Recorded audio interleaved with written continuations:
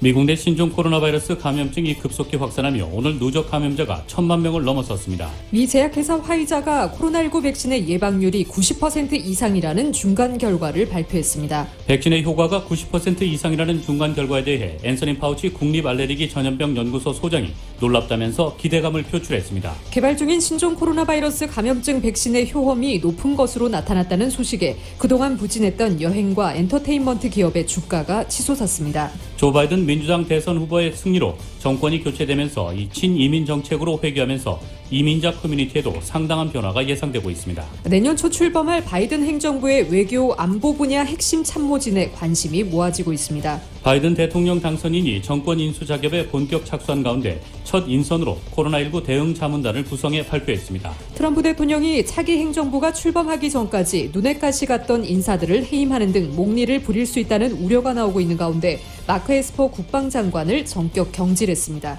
대선 결과에 불복하며 소송전을 벌이고 있는 트럼프 대통령 캠프가 대규모 집회를 통한 여론몰이를 준비하고 있는 것으로 나타났습니다. 대선에서 패배한 트럼프 대통령이 자신에게 닥칠 각종 법적 처분을 피하기 위해 퇴임을 앞두고 셀프 사면에 나설 가능성이 제기되고 있습니다. 민주당의 데이브 민 후보가 가주 37지구 상원의원 당선을 확정지었습니다. 데이브 민 후보는 한인 커뮤니티에 감사를 전하고 코로나19로 인해 무너진 지역 경제 회복과 교육 시스템 개선을 위해 앞장서겠다고 밝혔습니다. 68지구 가주 하원 3선에 도전한 공화당 최석호 의원의 당선도 확정적입니다. 최 의원은 앞으로도 미주 한인들을 위한 법안 입안에 앞장서겠다고 밝혔습니다. 연방 하원 48지구에 도전한 미셸 박스틸 오렌지 카운티 슈퍼바이저 위원회 위원장의 당선이 유력해졌습니다. 뉴욕 증시에서 주요 지수는 효과적인 신종 코로나 바이러스 감염증 백신 개발 기대가 커진 가운데 혼조세로 마감했습니다. LA 지역 내일 맑은 날씨 보이지만 낮 기온 떨어집니다. 낮 최고 기온 66도, 밤 최저 기온 46도입니다. 이상은 이 시간 주요 뉴스입니다.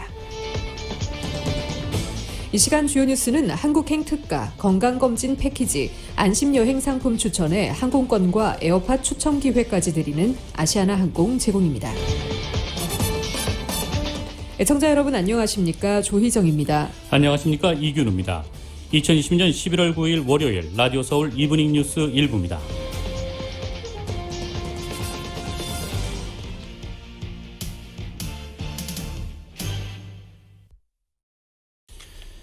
라디오 서울 이브닝 뉴스 첫 소식 전해드리겠습니다. 이 미국에서 신종 코로나 바이러스 감염증이 급속히 확산을 하면서 누적 감염자가 1,000만 명을 넘어섰습니다.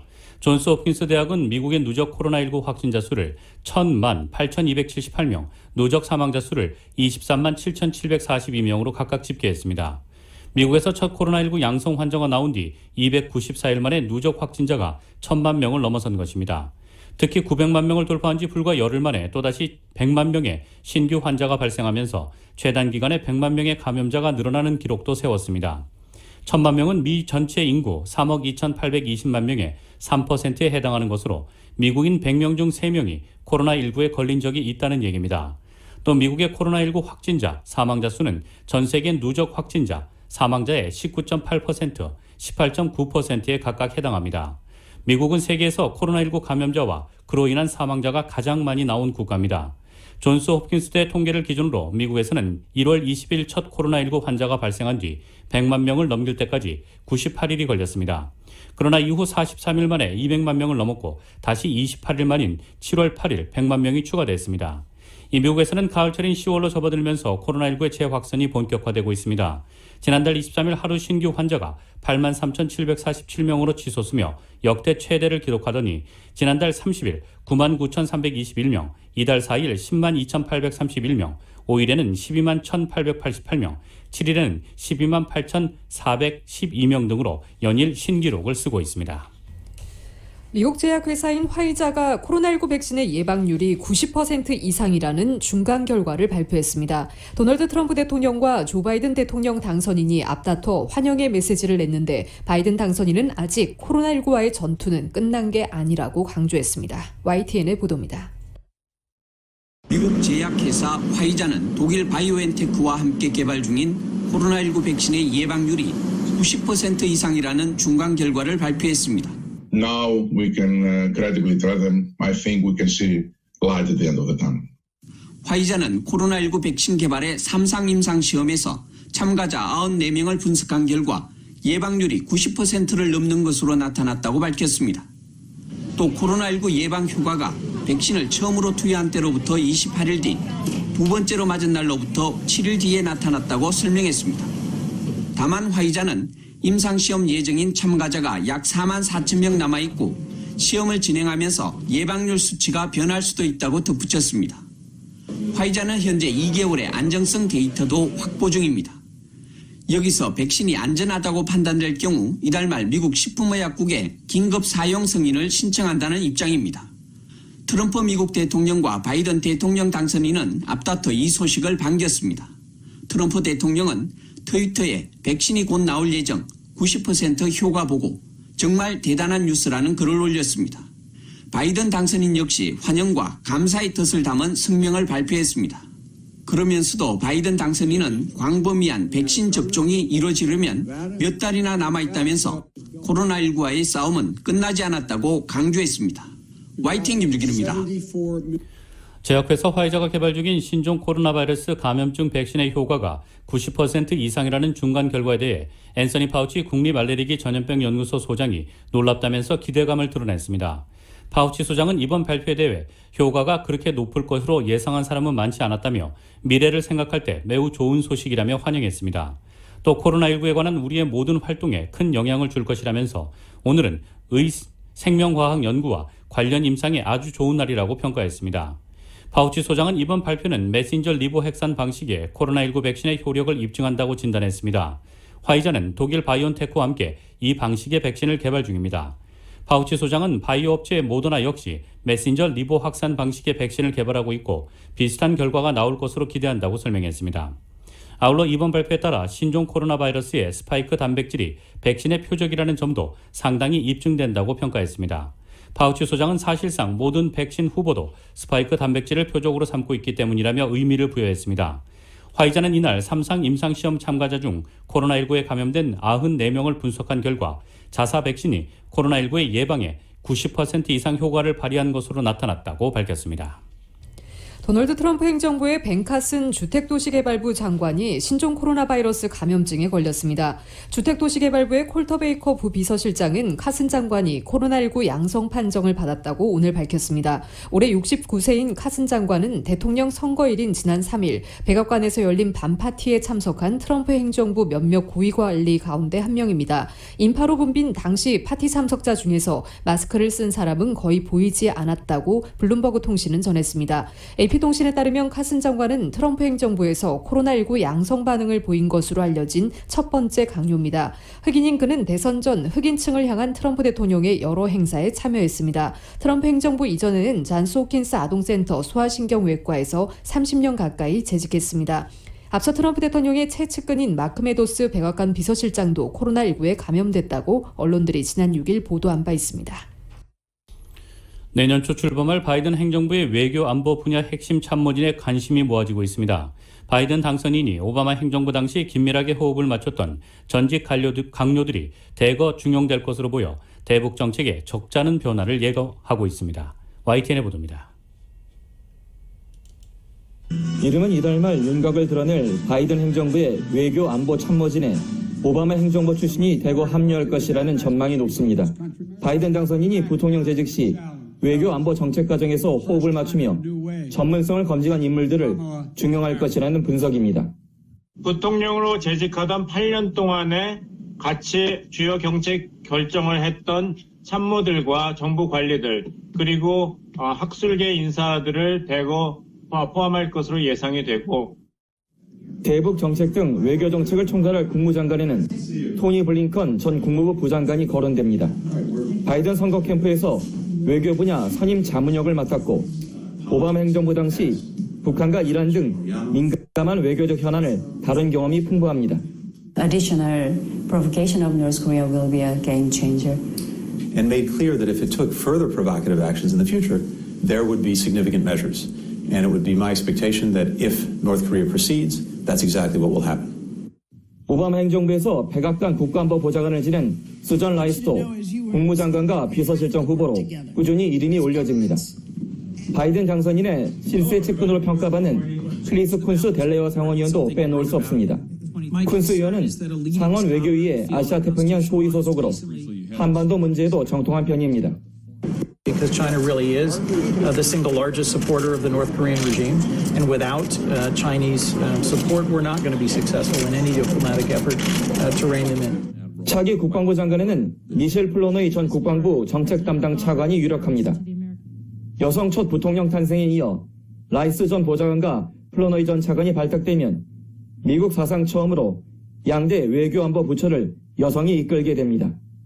바이든 당선인은 내각 인선의 최우선 가치로 이념과 인종, 성별의 다양성을 고려하겠다고 밝힌 바 있어 백인 남성 위주로 채워진 트럼프 행정부와 크게 달라질 것으로 전망됩니다. YTN 이교준입니다. 바이든 대통령 당선인이 정권 인수 작업에 본격 착수한 가운데 첫 인선으로 코로나19 대응 자문단을 구성해 발표했습니다. 또 승리 선언 이후 첫 기자회견을 갖고 치명적인 바이러스 확산을 막기 위해 마스크를 착용해달라고 호소했습니다. YTN의 보도입니다. 최우선 정책 순위가 코로나19 극복에 있다고 밝힌 바이든 당선인 인수위원회가 곧바로 태스크포스 구성에 나섰습니다. 인수위원회는 바이든이 승리를 선언한 지 이틀 만에 13명의 전문가로 구성된 자문단을 발표했습니다. 코로나19 TF는 오바마 행정부에서 공중보건 서비스 단장을 역임한 비베크 머시와 클린턴 행정부에서 식품의약국장을 지낸 데이비드 캐슬러 등 3인 공동의장 체제로 구성됐습니다. TF에는 트럼프 행정부의 코로나19 대응에 문제를 제기했다가 한직으로 밀려난 뒤 사직한 릭 브라이트 전 보건복지부 국장이 포함돼 눈길을 끌었습니다. CNN은 이번 인선은 바이든이 코로나 바이러스와 싸우는 것을 얼마나 중시하는지 보여준다고 전했습니다. 바이든 대통령 당선인은 승리 선언 이후 첫 기자회견을 갖고 코로나19 확산을 막기 위해 마스크를 착용해달라고 호소했습니다. And we're united in our shared goal, defeating this virus. As we work toward a safe and effective vaccine, we know the single most effective thing we can do to stop the spread of COVID is wear a mask. 바이든 당선인은 마스크 착용은 정치적 발언이 아니고 나라를 하나로 모으기 시작하는 좋은 방법이라고 강조했습니다. 그는 마스크가 노인과 어린이, 교사의 생명을 구하고 자신의 생명도 구할 수 있다고 역설했습니다. 또 백신이 널리 보급될 때까지 20만 명이 더 숨질 수 있다며 미국은 암흑의 겨울을 맞이하고 있다고 말했습니다. 바이든 당선인의 이번 기자회견은 트럼프 대통령의 코로나19 대응을 비판하고 차별화하려는 의도가 담긴 것으로 해석됩니다. YTN 김태현입니다. 이 미국 대선을 둘러싼 불복 사태가 계속되고 있는 가운데 트럼프 대통령이 소속된 공화당 내에서도 바이든 당선인의 승리를 인정하는 목소리가 이어지고 있습니다. 이들은 바이든 당선인에게 축하를 건네면서 트럼프 대통령의 불복과 관련해선 증거 제시 등 정상적인 법적 절차를 거치면 안 된다고 강조했습니다.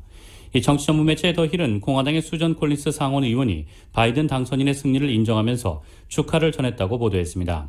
콜린스 의원은 성명을 내고 바이든 당선인의 명백한 승리에 축하를 전한다며 대통령직 인수가 중요하고 차기 행정부에 내년 1월 20일 통치할 준비를 보장하기 위한 모든 기회가 주어져야 한다고 밝혔습니다. 콜린스 의원의 승복 메시지는 밀 럼니, 리사 머커스키 의원에 이어 공화당 상원 의원 중에서는 세 번째입니다. 공화당 상원 의원은 53명으로 미치 매코넬 원내대표 등 상원 지도부는 여전히 침묵하고 있습니다. 콜린스 의원은 대선 직전 에이미 코니 베럿 연방대법관 상원 인준투표에서 공화당 내에서 유일하게 반대표를 던졌습니다. 그는 대통령 등이 일부 주 선거 결과에 의문을 품는 것으로 안다며 그 결과에 이의를 제기할 절차가 있고 그렇게 할 기회를 얻으면 된다고 말했습니다. 이 공화당 소속 주지사들의 축하도 이어지고 있습니다. 마이크 드와인 오하이오 주지사는 성명을 내고 트럼프 대통령의 법적 투쟁을 인정하면서도 바이든 당선인에게 축하를 전한다고 말했습니다. 도널드 트럼프 대통령이 오늘 대선 패배 이틀 만에 마크 에스퍼 국방장관을 전격 경질했습니다. 레임덕 상황에서 패배에 승복하지 않은 채 인사권을 휘두른 것입니다. 정권 인수를 뒷받침할 안정적 국가안보 유지가 중요한 시점에 눈의 가시로 여기던 국방장관을 경질해 대선 불복에 이어 브레이크 없는 폭주의 속도를 내는 것 아니냐는 우려도 나오고 있습니다. 트럼프 대통령은 이날 트윗을 통해 아주 존경받는 상원에서 만장일치로 인준된 크리스토퍼 밀러 대테러센터장이 국방장관 대행이 될 거라는 걸 발표하게 돼 기쁘다며 즉각적인 효력이 발생한다고 전했습니다. 이어 밀러는 잘 해낼 것이라며 마크 에스퍼는 해임됐다. 나는 그의 공직에 감사하고 싶다고 덧붙였습니다. 이날 경질은 대선 승리가 조 바이든 당선인에게 돌아가고 이틀 만에 이뤄진 것입니다. 밀러 대행의 지명에 즉각 효력이 있다고 발표해 당장 에스퍼 장관을 자리에서 쫓아내는 모양새를 취했습니다. 대선 패배로 정권 인수 작업이 본격적으로 시작되며 사실상 레임덕 상황에 접어든 시기에 인사권을 행사한 셈입니다. 남은 기간 현직 대통령으로서 보유하고 있는 권한을 최대한 휘두르며 마이웨이 수위를 한층 높일 것이라는 우려가 나오고 있습니다. 안정적 국가안보를 토대로 정권 인수가 이루어져야 할 시점에 국방장관을 경질한 것이 부적절한 데다 위험하다는 지적도 나옵니다. 트럼프 대통령이 남은 임기 중 이란 등을 겨냥해 군사작전을 감행할 수 있다는 우려도 국방부 내에 존재하는 상황이라고 뉴욕타임스는 전했습니다. 공화당 소속 10개 주 법무장관이 트럼프 대통령 측의 펜실베니아 우편투표 소송과 관련해 지원 사격에 나섰습니다. 미주리주의 에릭 슈미트 공화당 소속 주 법무장관은 10명은 이 펜실베니아 우편투표 마감 시한 연장은 무효라는 내용의 의견서를 연방 대법원에 제출했다고 폴리티코가 보도하고 있습니다. 의견서 제출에는 엘라베마, 루이지애나, 알칸소, 미시시피, 켄터키, 사우스캐롤라이나, 사우스다코타, 텍사스, 플로리다 법무장관이 동참했습니다. 펜실베니아는 주 대법원이 우편투표 마감 시한을 대선일 이후 사흘까지로 인정한 곳입니다. 지난 9월 펜실베니아 주 대법원은 우편투표 시한 연장을 막아달라는 공화당 요청을 기각했고 연방 대법원도 지난달 상고심에서 공화당 주장을 받아들이지 않았습니다. 하지만 펜실베니아 공화당은 지난 6일 연방 대법원에 대선일까지 도착한 우편투표만 유효표로 인정해달라는 소송을 다시 제기했고 트럼프 대통령 대선 캠프 측도 같은 내용으로 소송을 준비 중입니다. 슈미트 미주리주 법무장관은 펜실베니아 우편투표 마감 시한을 결정하는 것은 주의회의 권한이라며 주 대법원이 우편투표 마감 시한을 연장하는 것은 주 입법부의 권한을 침해하는 것이라고 주장했습니다. 이에 대해 폴리티코는 공화당이 장악한 주 정부들이 트럼프 대통령 소송 전에 무게를 싣기 시작했다고 말했습니다. 트럼프 대선 캠프 법률팀의 제이 세큘로 변호사는 펜실베니아주 선거에서 불법적인 일이 벌어진 것이 사실로 확인된다면 이는 다른 주의 선거 결과에도 영향을 미칠 것이라고 주장했습니다. 도널드 트럼프 대통령이 대선 패배를 인정하지 않는 가운데 공화당의 상원 원내대표가 불복 소송을 지지하고 나섰습니다. 대선 후 공개 행보를 피하고 있는 마이크 펜스 부통령도 SNS를 통해 끝난 게 아니라며 트럼프를 옹호했습니다. 미치 맥코넬 원내대표는 이날 상원 연설에서 우리는 우려를 고려할 시스템을 갖추고 있으며 트럼프 대통령은 100% 그의 권한 내에서 부정행위 의혹을 살펴보고 법적 선택권을 검토할 수 있다고 말했습니다. 맥코넬 대표는 분명히 어떤 주에서도 아직 선거 결과를 인증하지 않았다며 재검표를 진행하는 주가 한두 개 있으며 적어도 5개 주에서 법적 문제가 진행될 수 있다고 생각한다고 말했습니다. 모든 합법적인 투표용지가 집계돼야 하고 불법적인 투표용지는 집계돼서는 안 되며 그 과정은 투명해야 한다며 법원이 분쟁을 처리할 것이라고 주장했습니다. 다만 맥코넬 대표는 트럼프 대통령이 증거 없이 주장하는 것처럼 유권자 사기가 있었다거나 선거를 도둑맞았다고 하지는 않았습니다. 이날 발언은 민주당 조 바이든 대통령 당선인이 승리 선언을 한 이후 맥코넬 대표의 첫 발언이었습니다. 미 대선에서 패배한 트럼프 대통령이 자신에게 닥칠 각종 법적 처분을 피하기 위해 퇴임을 앞두고 셀프 사면에 나설 가능성이 제기됩니다. 일각에선 트럼프 대통령이 직면한 민사, 형사 소송 이외에도 민주당 조 바이든 행정부가 출범하면 자연인 트럼프를 상대로 과거 사안을 재조사할 수 있다는 관측도 나옵니다. 사면에 영향을 받지 않는 뉴욕주 등 지방정부 수사 또한 여전히 변수입니다. 우선 트럼프 대통령은 집권 말기에 측근뿐만 아니라 본인에게도 사면권을 행사할 가능성이 있습니다. 로이터에 따르면 헌법상 사면권은 대통령의 가장 광범위한 권한의 하나라면서 트럼프 대통령이 가족이나 측근에게 사면권을 행사할 수 있다고 내다봤습니다. 로이터는 가족 구성원을 포함해 이너서클을 사면하는 것은 합법이라며 2001년 빌 클린턴 대통령은 코카인 소지 혐의로 유죄를 선고받은 친형 로저를 사면했다고 전했습니다. 이는 뉴욕주 맨하튼 지방검찰이 수사 중인 트럼프 측근들을 보호하지 못할 것이라는 얘기이기도 합니다. 이 사면 대상은 트럼프 대통령의 탈세를 비롯한 금융 의혹과 성추문 등이 연관될 가능성이 있습니다. 다만 현재 수사는 주로 연방검찰보다는 지방검찰이 진행 중입니다.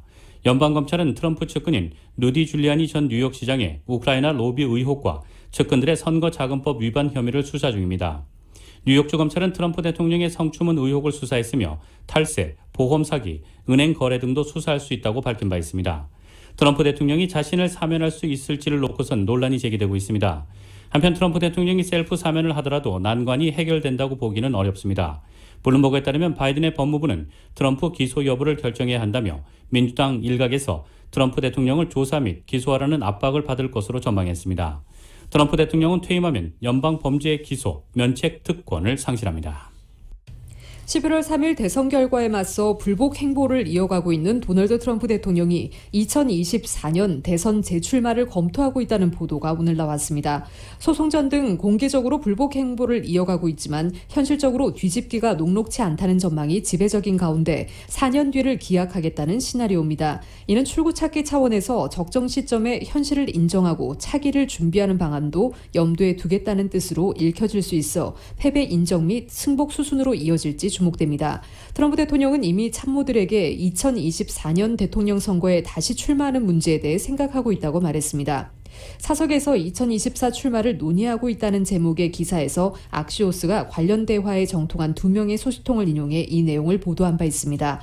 이는 트럼프 대통령이 자신이 진정한 승자라는 거짓 주장을 계속 펴며 선거 사기가 있었다며 법정에서 끝까지 싸우겠다는 입장을 고수하면서도 이번 대선에서 조 바이든 당선인에게 패배했다는 사실을 알고 있음을 보여주는 대목이라고 전했습니다. 미국 대통령의 임기는 2번으로 제한돼 있지만 꼭 연임일 필요는 없습니다. 미국 역사상 연임이 아닌 징검다리 재임 대통령은 22대, 24대 대통령이었던 그로버 클리블랜드 전 대통령이 유일합니다.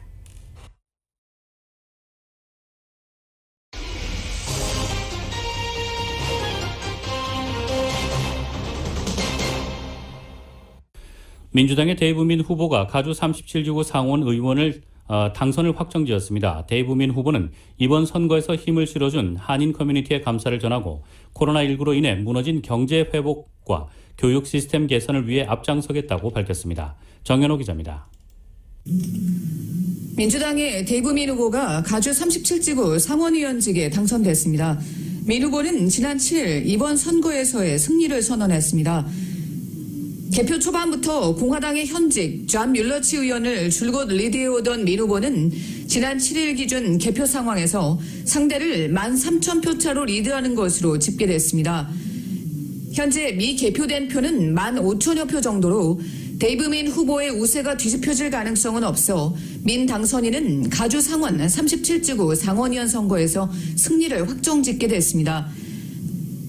민 당선인은 라디오 서울과의 인터뷰에서 자신을 지지해준 오렌지 카운티 유권자들, 그리고 선거 캠페인에 많은 힘을 실어준 한인 커뮤니티, 그리고 자원봉사자들에게 깊은 감사를 전했습니다. First, 감사합니다. I am very grateful. Like I said, we owe so much to you and your support of our campaign. And I'm very humbled to be. We have to start thinking long term again if we want to make this country the country that was so amazing and bright. The country my parents decided to come to. 37지구는 한인 밀집지인 얼바인과 터스틴을 비롯해서 코스타메사, 헌팅턴 비치, 라구나우즈, 뉴포트 비치, 코로나델마, 레이크 포레스트 등을 관할하고 있습니다. 민당선인은 주민 100만 명이 넘는 37지구 주 상원을 대표하게 돼 막중한 책임감을 느낀다며 코로나19로 무너진 지역사회 경제 회복과 차세대 교육 시스템 개선을 위해서 주력하겠다고 밝혔습니다. I think we have a lot to do here, and so it's really about thinking long term. But education is so important. Long term priorities are so important. 또 이번 선거에서 자신을 지지하지 않은 지역 유권자들로부터 지지와 신임을 받도록 노력하겠다고도 밝혔습니다. 전통적으로 공화당 텃밭인 오렌지 카운티에서 지난 2016년 존 뮬러치 공화당 의원이 무려 15% 차로 상대를 리드하며 재선된 것을 감안하면 이번 선거에서 민주당의 데이브 민 당선인의 승리는 놀라운 반전으로 민 후보의 저력을 보여줬습니다. 현재 UC 얼바인 법대 교수로 재직 중인 데이브 민 후보는 엘리트 코스를 밟았습니다. 아이비리그인 유펜의 왈튼 스쿨과 하버드 법대를 졸업하고 연방증권거래위원회 변호사로 경력을 쌓은 뒤 진보 싱크탱크인 미국 진보센터에서 경제정책 담당자로 일했습니다. 라디오 서울 뉴스 정현호입니다. 68지구 가주 하원 3선에 도전한 공화당 최석호 의원의 당선이 확정적입니다. 최 의원은 앞으로도 미주 한인들을 위한 법안 입안에 앞장서겠다고 밝혔습니다. 계속해서 정현호 기자입니다. 공화당 최석호 의원의 68지구 가주 하원의원 3선 성공이 확정적입니다. 최 의원은 현재까지 개표 결과 상대 후보를 15,000여 표 이상 앞서고 있는데 현재까지 미 개표표는 30,000여 표 정도라 상대 후보가 역전할 가능성은 희박한 상황입니다. 최 의원은 3선 성공에 특별한 비결은 없고 지역 주민들을 위한 성실한 의정 활동을 펼친 것이 선거 결과로 드러난 것 같다며 한인 커뮤니티에 감사를 표했습니다. 저를 후원해 주시고 위해서 기도해 주신 덕분으로 이번에 당선이 확실시 되기 때문에 당선된 것으로 믿고 여러분들에게 감사 말씀드립니다. 최 의원은 그동안 입양인들을 위한 법안, 미주 지역에서 한글의 날과 도산 안창호의 날을 기리도록 하는 등 미주 한인들이 자긍심을 가질 수 있도록 하는 법안을 잇따라 발의해왔으며 현재 월남전 참전 용사들을 위한 법안 입안을 준비 중입니다. 월남전에 참전했던 우리 참전 용사들이 미국에 와서 살고 계시는 분들이 지금 나이들이 많아지고 있기 때문에 그분들이 Veterans Cemetery나 아니면 캘리포니아 Veterans Cemetery에 붙일 수 있는 그 법안을 계리문으로서 작년에 제출을 할 계획이 있었는데 코비드가 오는 바람에 연된 상태에 있어서 금년에 제출을 좀 할 계획을 하고 있습니다. 최석호 의원의 지역구인 68지구 하원과 이번에 초선에 성공한 민주당의 데이브 민 후보의 주상원 37지구와는 관할 지역이 90% 정도가 겹치는데 이 지역 유권자들은 상원에서는 민주당의 민 후보를 하원에서는 공화당의 최 의원을 선출하는 이변을 연출해 눈길을 끌고 있습니다. 상하의회에 당을 떠나서 한인의 목소리를 대변할 수 있는 이런 두 자리를 한인이 대표할 수가 있기 때문에 앞으로 손을 잡고 좋은 관계를 가지고 시너지 효과를 볼 수가 있다면 좋을 것 같습니다. 라디오 서울 뉴스 정현호입니다. 연방하원 48지구에 도전한 미셸 박스틸 오렌지 카운티 슈퍼바이저 위원회 위원장의 당선이 유력해졌습니다. 스틸 위원장은 지난 7일까지 개표 결과 19만 6,208표를 획득해 상대인 할리루다 후보를 6,973표 차로 리드하고 있습니다. 스틸 위원장은 선거인 날 밤 역전을 거둔 후 선거일 후에 개표된 우편 투표 현황에서 계속해서 리드를 유지하면서 상대인 민주당의 할리루다 후보와 득표차를 계속해서 벌리면서 이제 7,000여 표 차로 앞서 나가고 있습니다. 현재 미개표된 표는 16,000표 정도에 머물고 있어 미셸 박스틸 위원장의 당선이 확실시되고 있습니다. 미셸 박스틸 위원장이 연방하원에 입성하면 김창준 연방하원 이후 22년 만에 가주 연방하원의 탄생으로 이번 선거에서 재선에 성공한 뉴저지주 앤디 김 연방하원, 워싱턴주에서 한인 최초 여성 연방하원으로 당선된 메릴린 스트링랜드 후보에 이어 이번 선거에서 세 번째 한인 연방하원 의원이 탄생하는 것입니다. 미셸 박스틸 위원장은 이민 1세로 지난 2006년 가주 조세형평국 위원 당선을 시작으로 이후 재선에 성공해 이후 오렌지 카운티의 2지구 슈퍼바이저 당선, 재선 성공 등 이제까지 치른 선거에서 모두 승리를 거두며 승리의 여왕으로 불리우고 있습니다. 미셸 박스틸 위원장이 당선되면 지난 2년 전 48지구에서 그동안 공화당에 장악해오다 민주당에게 빼앗겼던 공화당 의석을 탈환하게 되는 것입니다. 연방하원 39지구에 도전한 영김 후보도 현재까지 개표 결과 상대 후보는 3,100여 표 차이로 계속 앞서고 있어 미셸 박스틸 후보와 동반 당선의 기대를 모으고 있습니다. 영김 후보는 지난 7일 개표 상황으로 15만 9,571표를 얻어 상대인 길 시스네로스 의원의 3,100여 표 차로 리드하고 있습니다. 조 바이든 당선인의 대선 승리로 정권이 교체되면서 친이민 정책으로 회귀하면서 이민자 커뮤니티에도 상당한 변화가 예상됩니다. 당장 서류 미비 청소년 추방유예 프로그램 다카의 존속, H-1B 취업비자 심사 완화 등의 정책이 기대되고 있습니다. 보도에 이은 기자입니다. 민주당으로 정권이 교체되면서 당장 이민 정책의 큰 변화로 몰고 올 것으로 기대되어 이민자 커뮤니티인 미주 한인 사회에도 큰 영향을 미칠 전망입니다. 그동안 트럼프 행정부에서 강하게 규제해온 이민 정책들이 다시 완화될 것으로 기대됩니다. 타운내 이민법 변호사들은 트럼프 행정부에서 합법 이민을 규제하면서 관련 비자의 발급 요건들을 까다롭게 만든 새 개정안이 다시 완화될 것으로 예상했습니다. 트럼프 행정부 산하에서 발급 규모가 큰 폭 줄어들고 앞으로 승인 절차가 더 까다로워질 것으로 예상되어 온 H-1B 전문직 취업 비자 심사에 대한 재검토가 이뤄지고 J-1 비자 발급도 긍정적으로 검토될 것으로 예상했습니다. 이승우 변호사입니다. 바이든은 친이민이에요, 친이민. 그리고 동맹들 관계 중시하기 때문에 기존 재원에 대한 규제가 풀릴 것 같아요. 아마 H-1B도 예전처럼 돌아갈 가능성이 큽니다. 서류 미비 청소년 추방 유예 프로그램 다카의 존속으로 추방의 두려움 속에서 초조해하던 드리머들도 안도할 수 있게 될 것으로 보입니다. 전 오바마 행정부가 마련한 다카 프로그램은 트럼프 행정부 들어 프로그램 종식을 위해 연거푸 시도했지만 대법원에서 다카 프로그램 종식을 보러한 상태지만 다카 신규 신청자 접수는 중단된 상태입니다. 이 바이든이 다카 시스템을 오바마와 같이 만든 사람이기 때문에 신규 신청까지 받는 걸로 그렇게 할 겁니다. 그리고 아마 지금 현재 트럼프 행정부가 법원에 이제 소송을 걸어놓았던 지금 다카 중기 신청은 아마 철회가 될 것 같습니다.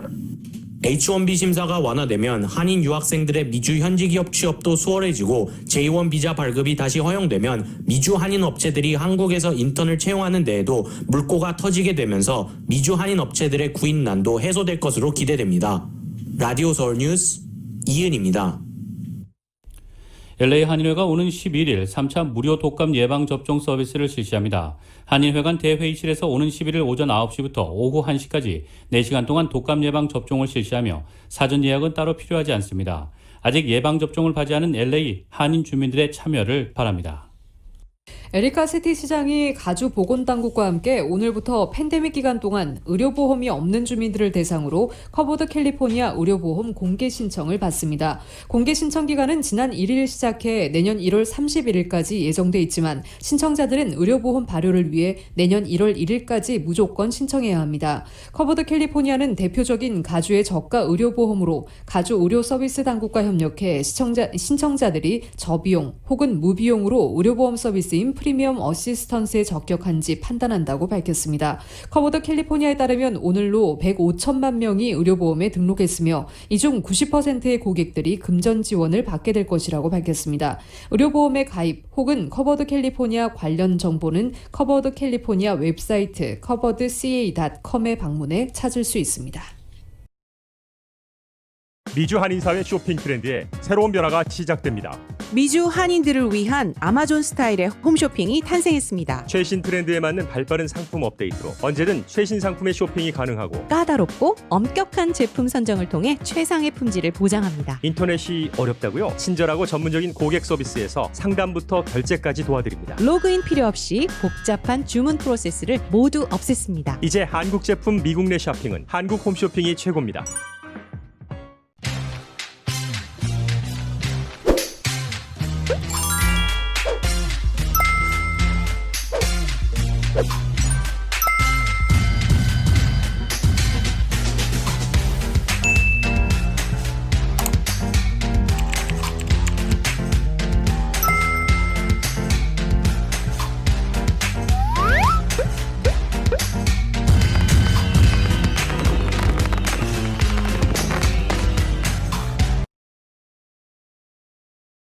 한국 소식 전해드리겠습니다. 내년 서울 부산시장 보궐선거가 150일가량 앞으로 다가오면서 여야 모두 본격적인 선거 준비에 돌입했습니다. YTN입니다. 더불어민주당이 내년 재보궐선거 책임을 인정하며 또 한 번 고개를 숙였습니다. 이번엔 부산시당 차원에서 오거돈 전 시장의 성추행 사건으로 시민들에게 큰 실망을 준 것에 대해 공식 사과를 한 겁니다. 그런데 공식 사과 이후 같은 자리에서 여성단체들이 규탄대회를 열기도 했습니다.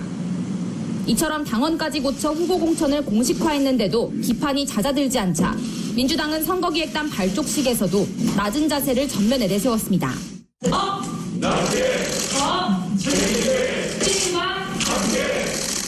후보의 도덕성을 공천의 최우선 기준으로 삼겠다고 계속해서 강조했습니다.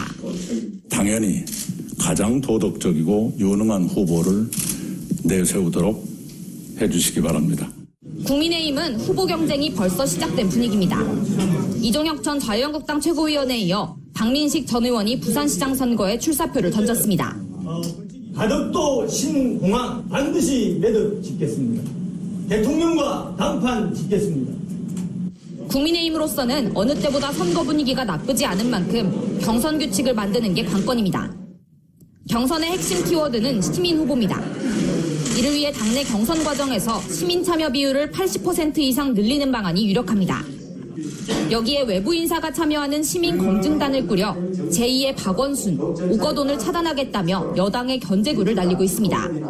국민 여러분들께서 민주당이 헌법이나 당헌을 대하는 인식이나 태도가 이렇다는 점을 인식하시고 이 사람들에게 절대 무엇을 맡겨서는 안 되겠구나 하는 점을 국민의당과의 합당 가능성에 대해선 아직은 분명한 선을 긋고 있습니다. 민주당은 도덕성을, 국민의힘은 시민 후보를 강조하는 데에는 그럴 만한 이유가 있습니다. 민주당은 내년 보궐선거 책임론에서 벗어나기 위한 것이고 국민의힘은 좀처럼 오르지 않은 지지율을 극복하는 게 시급하기 때문입니다. YTN 송재입니다. 윤석열 검찰총장 특수활동비 논란의 진실을 확인하고자 여야 의원들이 대검찰청에서 현장 조사를 진행했습니다. 더불어민주당은 자료 부족으로 제대로 검증할 수 없었다는 입장이지만 국민의힘은 충분한 검증이 이루어졌다며 상반된 반응을 보였습니다. YTN의 보도입니다. 국회 법제사법위원회 소속 여야 의원들이 대검찰청에 속속 도착합니다.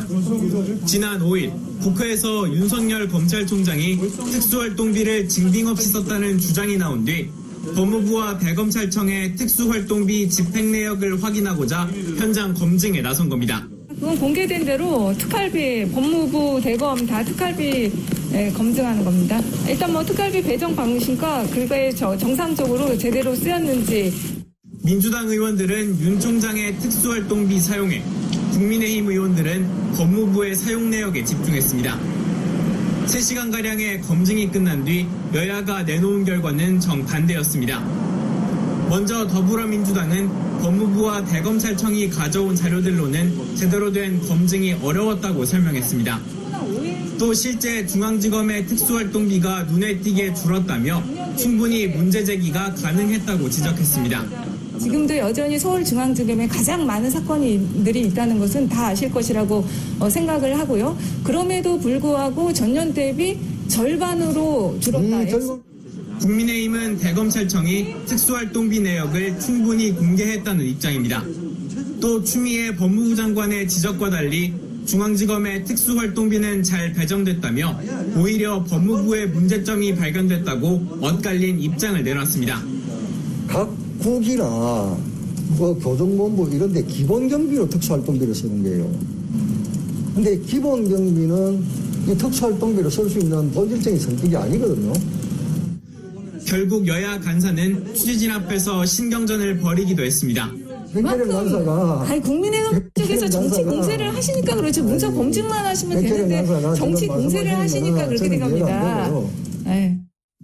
검증 시작 전부터 예상되긴 했지만 특수활동비 논란은 또다시 정치 공방으로 흐르고 있습니다. 추미애 장관과 윤석열 총장의 대립, 그리고 이를 둘러싼 정치권의 갈등은 계속될 전망입니다. YTN 이경국입니다. 미주 한인사회 쇼핑 트렌드에 새로운 변화가 시작됩니다. 미주 한인들을 위한 아마존 스타일의 홈쇼핑이 탄생했습니다. 최신 트렌드에 맞는 발빠른 상품 업데이트로 언제든 최신 상품의 쇼핑이 가능하고 까다롭고 엄격한 제품 선정을 통해 최상의 품질을 보장합니다. 인터넷이 어렵다고요? 친절하고 전문적인 고객 서비스에서 상담부터 결제까지 도와드립니다. 로그인 필요 없이 복잡한 주문 프로세스를 모두 없앴습니다. 이제 한국 제품 미국 내 쇼핑은 한국 홈쇼핑이 최고입니다.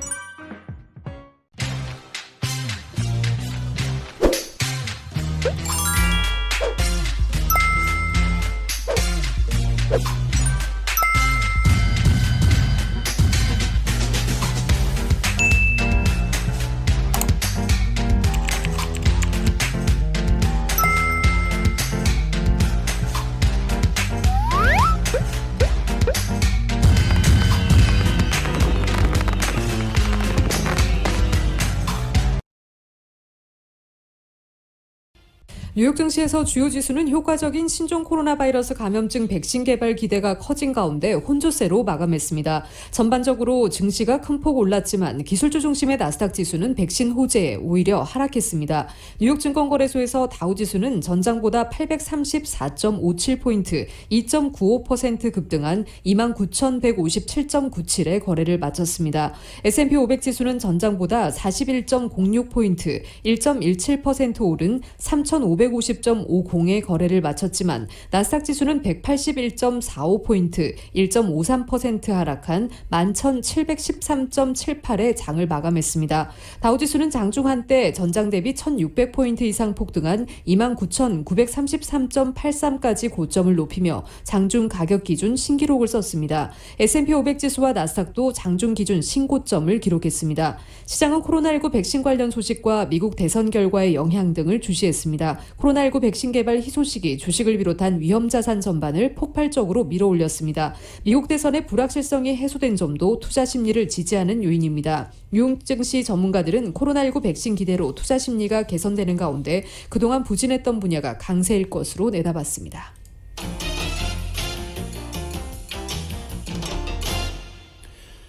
제약회사 화이자의 신종 코로나 바이러스 감염증 백신이 기대 이상의 효과를 보였다는 발표에 국제 유가와 금값의 희비가 정반대로 엇갈렸습니다.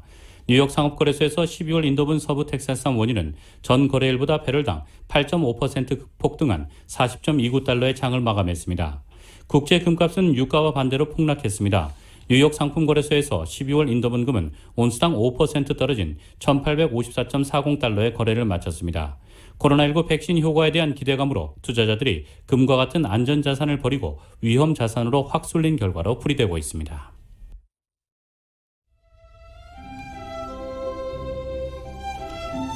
(11월 9일) 월요일 오늘 밤과 한 주간 날씨입니다. 지난 주말 남가주를 덮친 이번 시즌 첫 폭풍우가 곳곳에 비를 내리고 해발 5,000피트 이상 산악 지역에 눈이 쏟아진 가운데 강풍을 동반한 추운 날씨 계속 이어지고 있습니다.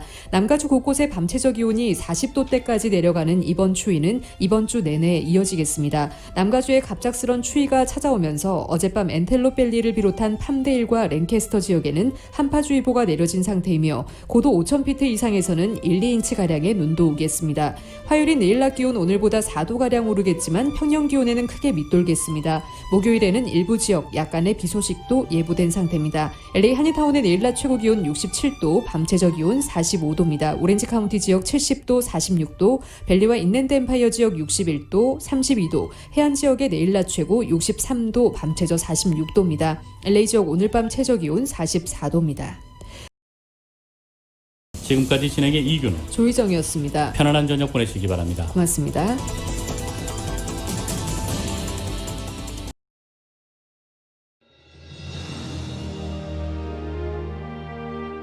한인 커뮤니티의 소중한 친구이자 생활의 동반자.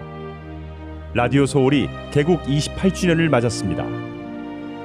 1903년 한인들이 하와이에 첫 발을 내디딘 이래로 미주 한인 커뮤니티는 지금껏 쉼없이 성장해 왔습니다.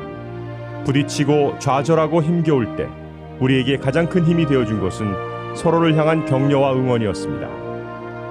한인 커뮤니티와 더불어 성장한 라디오 소울. 라디오 소울의 28년은 우리의 이민 역사와 맥을 같이 합니다. 세상의 모든 이야기를 담으려는 라디오 소울 방송은 우리가 함께 만드는 우리의 이야기입니다. 사람과 사람을 이어주는 라디오 소울 1650. 청취자와의 소통만으로 기뻤던 1992년, 그리고 28년이 지난 지금 라디오 서울은 멀티미디어 그룹으로 거듭났습니다. 1992년 첫 방송을 시작한 이후 FM 라디오, 모바일 서비스를 거쳐 보는 라디오, 라디오 서울 TV, 라디오 서울 유튜브, 한국 TV 채널, 한국 홈쇼핑 등 시대의 변화와 애청자의 요구에 부합하는 미래지향적인 라디오 서비스로 만들어가고 있습니다. 특히 코로나19 바이러스가 가져온 세계적인 팬데믹은 우리의 삶의 방식을 바꿨으며 다가올 미래에는 더욱 진화된 방송이 요구될 것입니다. 이에 라디오 서울 방송은 다가올 새로운 시대를 대비하여 N스크린 멀티 디바이스 방송으로 다시 태어났습니다. 때와 장소를 불문하고 어떠한 기기로도 듣고 볼 수 있는 방송이 라디오 서울이 추구하는 N스크린 멀티 디바이스 방송입니다. 24시간 늘 깨어있는 방송, 눈과 귀가 함께하는 방송, AM 1650, FM 106.3 라디오 서울 방송. 미국 내 다양한 이슈를 생생하게 전달하는 강혜신의 오늘의 미국. 기분 좋은 아침, 반짝이는 하루를 선사하는 이영돈 선우의 좋은 아침 좋은 하루. 나른한 오후 활력을 전하는 싱글벙글쇼와 라디오 콘서트. 빠르고 정확한 뉴스, 지구촌 소식을 실시간 전하는 모닝뉴스와 이브닝 뉴스. 한국TV와 유튜브로 이원 방송하는 조희정의 한국 홈쇼핑 리뷰. 라디오 서울은 당신의 또 다른 가족입니다. 사람과 사람을 이어주는 방송, 들으면 행복해지는 라디오 서울. 지금까지의 28년이란 밑거름을 통해 앞으로 희망이 이루어지는 아름다운 세상을 만들어 가겠습니다. 라디오 방송의 한계를 넘어 N스크린 방송으로 더 멀리, 더 높이 세상 보는 눈을 키우는 최고의 방송, 라디오 서울.